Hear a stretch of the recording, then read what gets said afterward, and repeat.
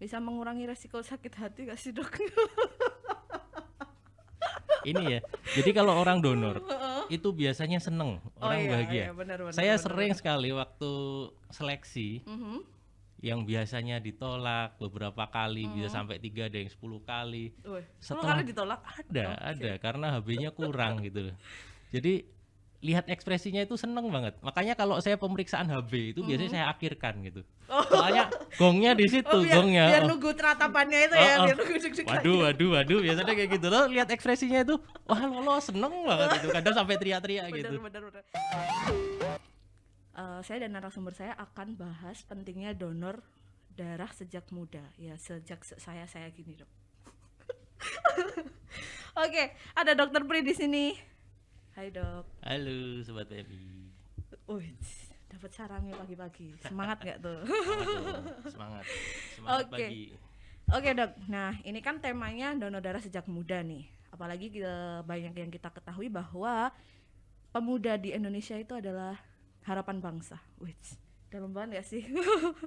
Nah, itulah kenapa pentingnya kita menciptakan generasi muda yang sadar donor darah. Pentingnya donor darah. Jadi sebenarnya donor darah itu bisa dilakukan di usia berapa, Dok? Ya kalau kita acuannya pasti dari ini ya. Kita punya acuan sendiri ya. Dari PMK ya. Oke. Dari PMK itu acuannya usia minimal 17 ya. Minimal 17 tahun. Minimal 17 tahun ya. Karena apa? Kalau usia di bawah itu menurut penelitian itu menimbulkan dampak yang kurang baik gitu ya. Contohnya? Contohnya bisa terjadi reaksi vagal ya. Vagal refleks ya. Nanti akibatnya bisa sinkop atau pingsan nanti gitu. setelah donor ya, itu salah satunya. Jadi memang sebaiknya usia sudah masuk usia 17 karena dianggap organ-organ tubuh itu sudah siap gitu loh. Sudah terbentuk sempurna. Gitu. Oke. Berarti kalau belum 17 itu darahnya juga dianggap belum matur ya? Ya, bisa dibilang seperti itu ya. Jadi memang untuk donor darah memang kita kan untuk donor itu kan produk obat ya. Jadi istilahnya untuk darah itu produk obat. Ya sebaiknya kita produk obat itu ya sebaik-sebaiknya gitu loh. Betul. Jadi karena nanti kembali untuk pasien ya, karena darah itu juga dari manusia yang untuk mendonorkan juga harus kondisinya prima juga gitu. Oh gitu. Jadi kalau belum 17 belum boleh ya? Misal mepet nih kayak misal 17-nya itu baru mau bulan depan atau 2 bulan ke depan. Boleh asal dengan izin orang tua gitu ya. Gitu. Kalau dengan izin orang tua kita masih bisa, tapi dengan ada pertimbangan yang lain ya, dari misalnya dari screening yang lain atau riwayat medisnya itu memenuhi, jadi bisa. Tapi emang better kalau pas 17 tahun ya. Betul, iya. Karena syarat donor harus bawa foto yang ada identitas yang ada fotonya. Fotonya betul. Oke, dan salah satu identitas yang ada fotonya kan KTP. Kalau belum 17 belum punya SIM, KTP. ya. SIM. Berarti saya belum bisa, Dok. Saya masih 15 soalnya. Oh gitu. Lebihnya berapa, Mbak? Aduh. Nah, by the way, iya. baju kita kok Aduh, ya kayaknya Allah. sarimbit ya ini ya. Kompak kan Padahal ini kita hari nggak ini. janjian ya. Nggak janjian loh. Aduh. Ada apa nih? Nah, oke, kembali ke topik. Jadi seberapa pentingnya sih, Dok, donor darah di usia muda? Kalau untuk usia muda itu karena kondisinya masih fresh ya, usia muda itu kan orang-orang kan masih istilahnya masih semangatnya hidup ya. Semangatnya itu. Jadi untuk donor darah ini selain efek jangka pendek juga jangka panjang. Jadi dari penelitian itu untuk fungsinya atau manfaat donor darah itu sangat baik ya untuk tubuh ya. Betul. Yang pertama dari penelitian bisa menurunkan resiko sakit stroke ataupun sakit jantung ataupun serangan jantung.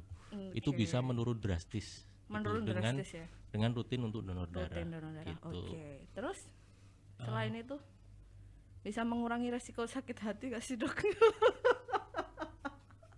Ini ya.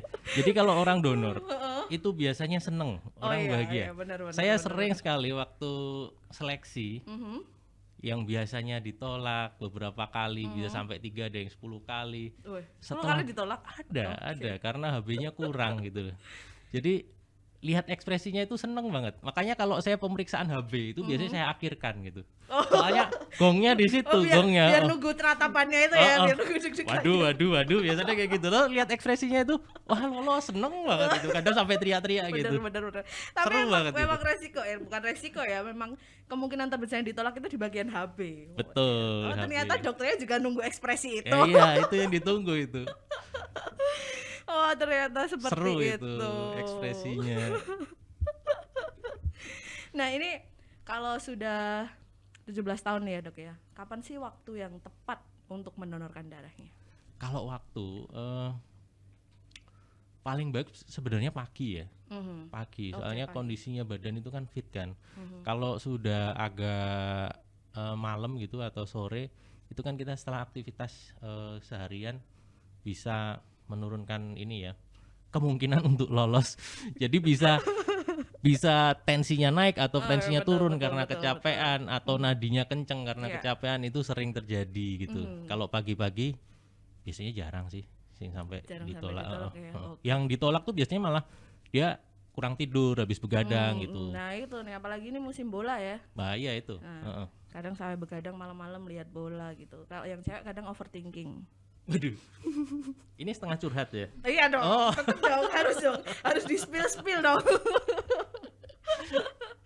Nah, kalau itu tadi kan waktu yang baik untuk donor adalah pagi hari. Betul. Nah, kalau sekarang kita ngobrol soal kalau keseringan donor, Dok, gimana nih? Kadang kan excited ya, masih muda gitu, pengennya mungkin sebulan sekali bisa donor gitu kan. Nah, kalau keseringan itu gimana?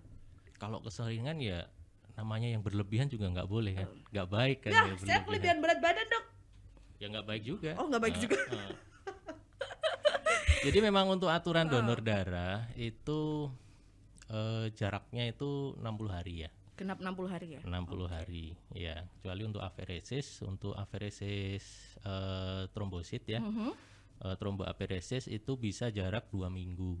Oh, 2 minggu. Dari aferesis ke aferesis. Dari aferesis ke paraferesis. Oke. Tapi kalau untuk donor biasa ke aferesis ya tetap 1 bulan. harus 2 bulan. 2 Iya, bulan. Oke. 60 hari gitu. Jadi ya excited boleh, tapi tetap ada aturannya ya. Ya dijaga dong. Itu kan sel darah kan juga punya siklus hidup juga gitu. Oke. Dia butuh waktu untuk dari muda ke dewasa gitu iya. ya. Kayak kita lah ya, dari iya, muda ke dewasa gitu. Oh, ternyata Sebenarnya butuh kalau waktu. untuk jangka panjang itu bagus ya untuk kesehatan. Karena dengan donor itu sel darah itu dipicu ya. Jadi untuk selalu Produksi. iya selalu produksi. Jadi sumsum tulang belakang itu selalu dipicu untuk memproduksi sel darah. Jadi itu bagus. Oke. Jadi kedepannya istilahnya kayak sel darah merah itu kan dia bawa Fe ya. Itu berpengaruh Fe ke itu pengentalan. zat besi ya? Ya, Ya, oke. pengaruh ke pengentalan darah sebenarnya gitu.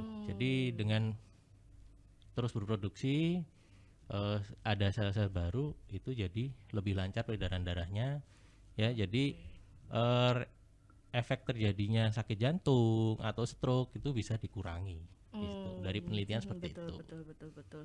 Oh, luar biasa ya ternyata. Berarti nggak usah ragu lagi sih buat donor, karena kayaknya kalau dibilang efek samping yang buruk tuh nggak ada ya dari donor.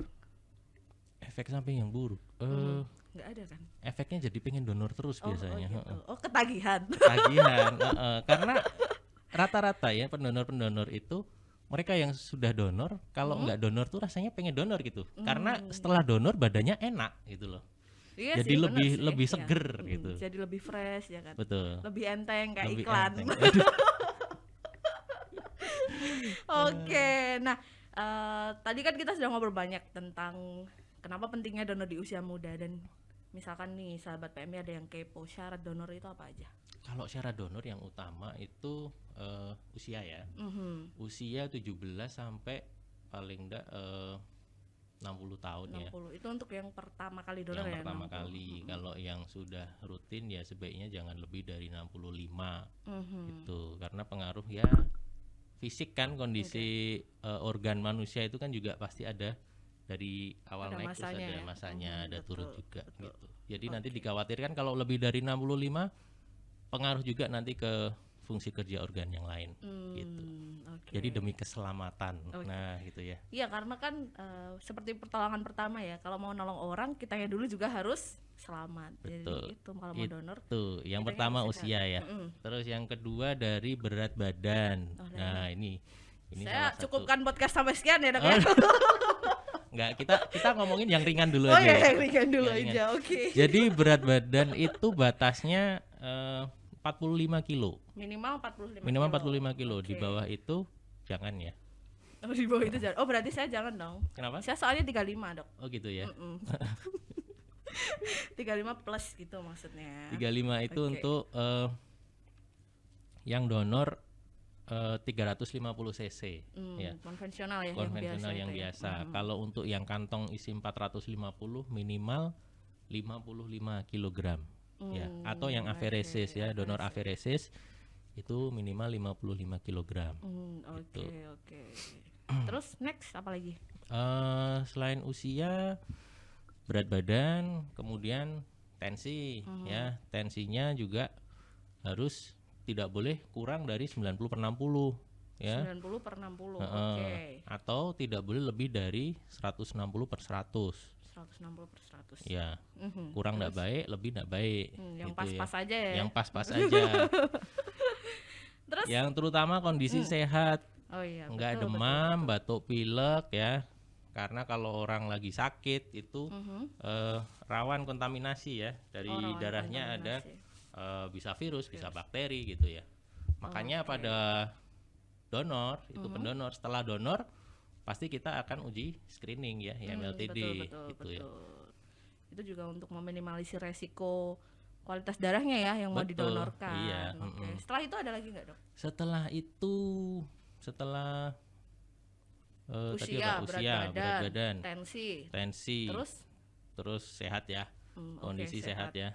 Iya. Terus yang lain-lain, terutama kalau untuk cewek ya, ya sebaiknya jangan waktu lagi haid. Oke. Ya, itu bisa pengaruh juga ke HB gitu ya. Betul, Terus kalau misalnya ternyata haidnya banyak, ya bisa pingsan itu, kurang darah ya. jadi lemes Jadi lemes, jadi lemes. Pengennya seger malah jadi lemes iya, nanti. bener kan? Iya, Terus memang ada Oke. beberapa penyakit lain yang sebaiknya tidak donor gitu. Salah Contohnya satunya sakit jantung. sakit Ya, jantung. sakit jantung Ini nanti kalau bisa masih pengaruh. muda, masa sakit jantung? Ada ada juga. ya? Oh, oke. Terus diabetes, ada kan diabetes tipe diabetes. 1 ya. Kalau untuk penderita diabetes sebenarnya bisa. Tapi penderita diabetes yang tidak dalam pengobatan insulin ya. Oke, Kalau yang non pengobatan insulin. non insulin itu masih bisa. Tapi kalau dengan pengobatan insulin nggak boleh. Gitu ya. Oke. Setelah itu apa lagi sih? Kapan kita tuh dilarang donor selain tadi penyakit jantung dan diabetes? Ada lagi nggak? Kondisi-kondisi lain yang Kondisi-kondisi lain ya mewajibkan kita libur dulu donornya. bisa dari penyakit infeksi yang lain, contohnya TBC. TBC. Oke. Setelah pengobatan TBC dinyatakan sembuh, itu jaraknya paling enggak sekitar 2 tahun ya. 2 tahun apa 3 tahun, saya lupa.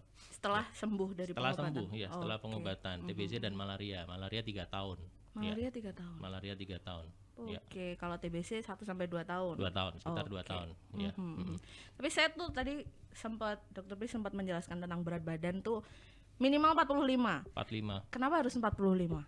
Misalkan nih yang punya niat menggebu-gebu buat donor tuh yang berat badannya 40 kayak saya gitu kan. Terus 42 gitu gimana? Ya kaitannya dengan berkaitan juga dengan volume ini ya, volume darah dalam tubuh ya. Jadi kalau volumenya kurang, kita ambil darahnya lumayan ya, sekitar 350, khawatirnya nanti bisa kurang cairan gitu ya. Kurang cairan bisa kurangan nutrisi juga, kurangan zat besi.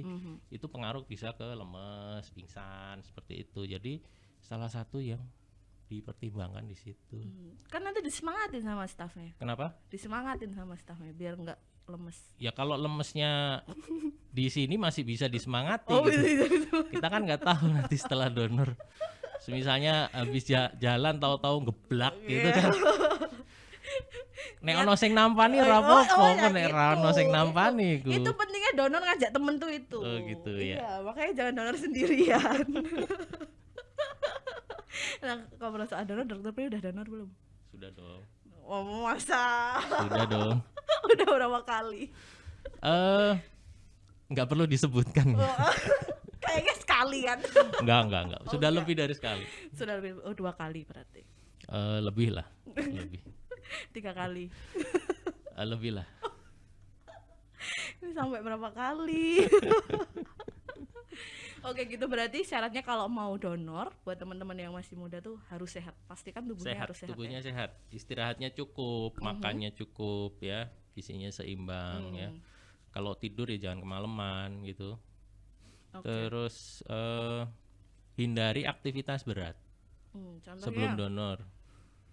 Semisalnya habis nge-gym ya, habis nge-gym terus habis jogging atau maraton terus mau donor. Nah, itu bisa kejadian. Tensinya langsung tinggi.